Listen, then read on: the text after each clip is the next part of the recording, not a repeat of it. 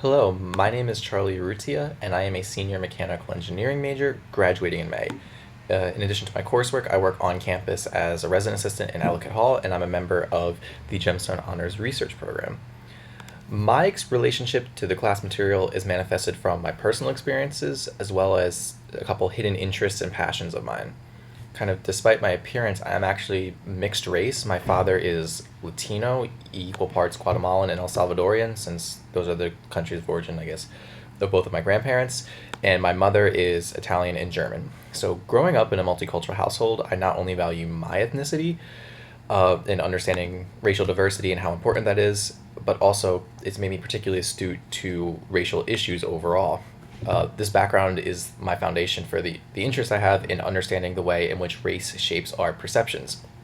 From my perception, or from my upbringing as a mixed race individual, I believe that society does not truly value those experiences and facets of identity. Ultimately, it comes down to our experience. We are treated the way we look. For me, I look white, so I've always been treated as a white person. My ethnicity was only a technicality. I got to check off the boxes on standardized tests, job applications, college applications, allowing me to be Hispanic and Latino, but I've never really been able to be a mixed race person. And for me, this is one of the reasons I'm particularly passionate about understanding racial profiling, just from this idea that you are treated based on how you look like. In addition, I'm connected to this topic through my Black and Latino friends because despite our similar personalities and interests, it always sat in the back of my mind that these friends are fighting different battles and going through different struggles, and I'd have to worry about their livelihoods in ways that they wouldn't have to worry about mine and things that I don't experience because I am white. However, in regards to Prison State, I think a couple of the themes from the movie are particularly relevant in our modern discussion about race. A common retort to police brutalities, which I've witnessed, is kind of the personal responsibility angle, that the victim should never have committed the crime in the first place, or similar to Chris Rock's skit, which is often reposted following the Baltimore riots and kind of other similar instances. You're supposed to comply with the officer and you're supposed to do the right thing, and if you take care of yourself, the whole thing would be avoided. And from watching Prison State, I think the viewer can take away that personal responsibility does play a very small role in these convictions, in the same way that Keith missed his parole sentences, Demetria chose to leave home to visit the gravesite, and kind of Crystal chose to miss school as well. But it's ultimately the circumstance that's much more responsible for the crimes. And one thing that stood out to me was kind of Keith's message in the introduction where he said, I did great in prison for some reason. And then he extended that sentiment by saying, when I got someone behind me, I do great in life. And in my opinion, that kind of shows the nature of the problem, because the lack of social programs, the lack of educational and employment opportunities, the lack of medical assistance, and the lack of upward social mobility are kind of defining these crimes and kind of the motive and foundation behind them. They're supposed to be tools for the disenfranchised in this community, and those are the type of things that should be functioning to kind of organize communities and to be this support for the disenfranchised. It shouldn't come down to personal responsibility because there should be someone behind them.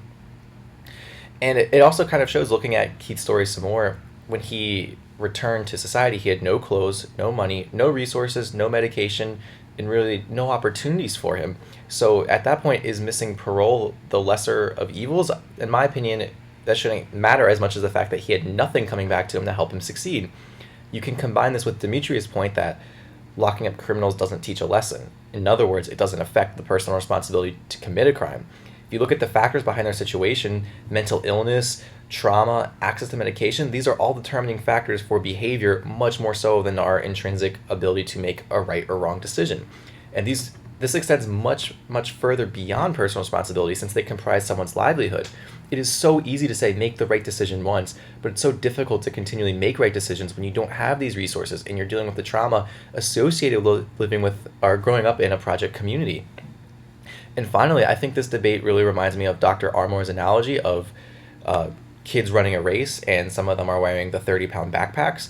I view the personal responsibility as one of the children wearing a backpack chose to cheat on the race. If you had a false start or try to change lanes or anything like that, and you were disqualified from the race. Yes, it's technically cheating, but the race is rigged to begin with. Everyone's wearing backpacks. They don't have a chance to finish. So why is that the thing we're penalizing people for when the whole race is kind of invalid because of cheating anyway?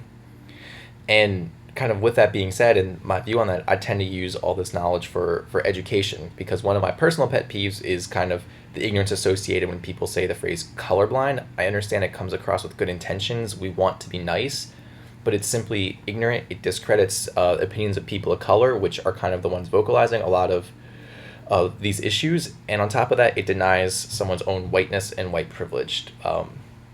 With lack of employment opportunities and funding in the inner cities, kind of the deck is stacked against low-income people of color on top of just the general difficulty of getting jobs anyway for people of color. So anything I can do to kind of help change those trends just through a basic education is something I'm particularly passionate about.